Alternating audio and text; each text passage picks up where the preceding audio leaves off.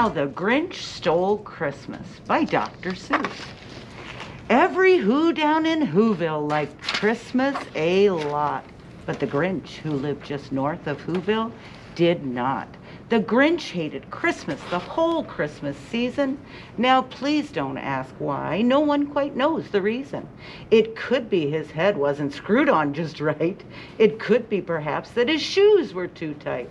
But I think that the most likely reason of all may have been that his heart was 2 sizes too small.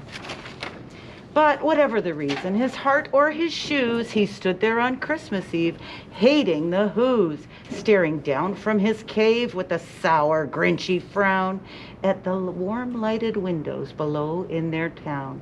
For he knew every Who down in Whoville beneath was busy now hanging a mistletoe wreath.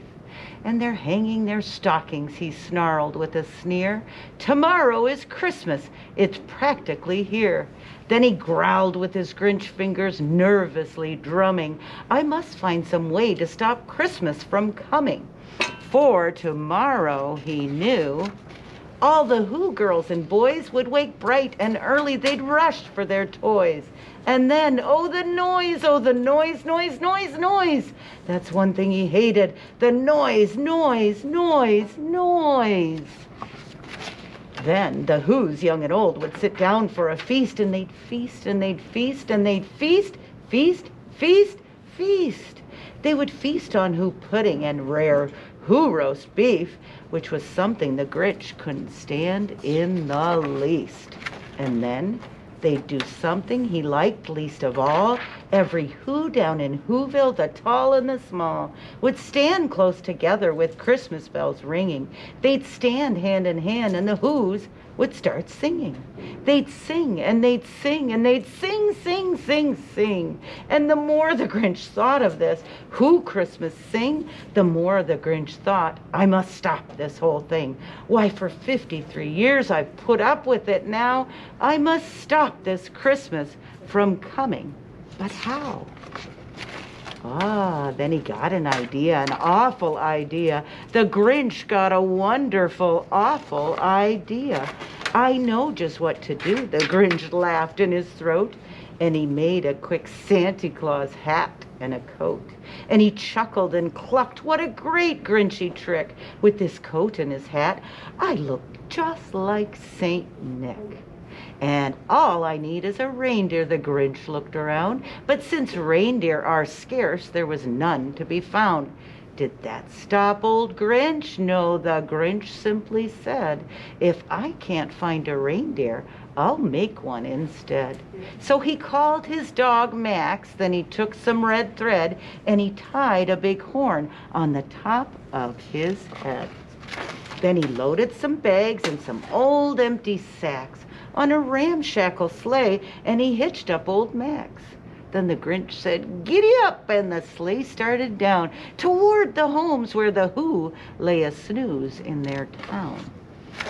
All their windows were dark, quiet snow filled the air. All the Whos were all dreaming sweet dreams without care.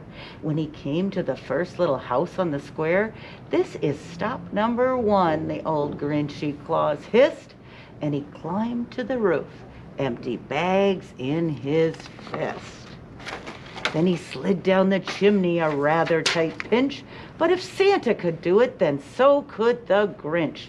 He got stuck only once for a moment or two, then he stuck his head out of the fireplace flue, where the little Who stockings all hung in a row.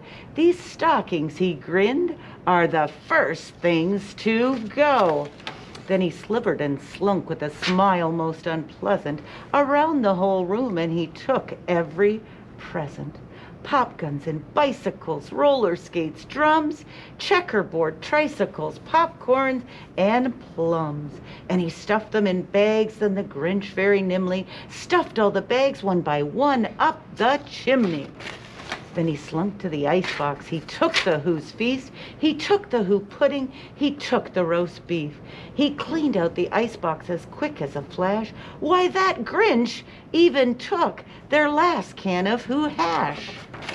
Then he stuffed all the food up the chimney with glee. "And now," grinned the Grinch, "I will stuff up the tree." And the Grinch grabbed the tree and he started to shove when he heard a small sound like the coo of a dove. He turned around fast and he saw a small who? Little Cindy Lou who was not more than 2. The Grinch had been caught by this tiny Who daughter who got out of bed for a cup of cold water. She stared at the Grinch and said, "Santa Claus, why? Why are you taking our Christmas tree? Why?" But you know, that old Grinch was so smart and so slick. He thought up a lie and he thought it up quick. "Why, my sweet little tot," the fake Santa Claus lied, "there's a light on this tree that won't light on one side. So I'm taking it home to my workshop, my dear. I'll fix it up there, then I'll bring it back here." And his fib fooled the child. Then he patted her head and he got her a drink and he sent her to bed. And when Cindy Lou Who went to bed with her cup, he went to the chimney and stuffed the tree up. Then the last thing he took was the log for the fire. Then he went up the chimney himself, the old liar. On their walls he left nothing but hooks and some wire, and the one speck of food that he left in the house was a crumb that was even too small for a mouse. Then he did the same thing to the other Who's houses, leaving crumbs much too small for the other Who's mouses.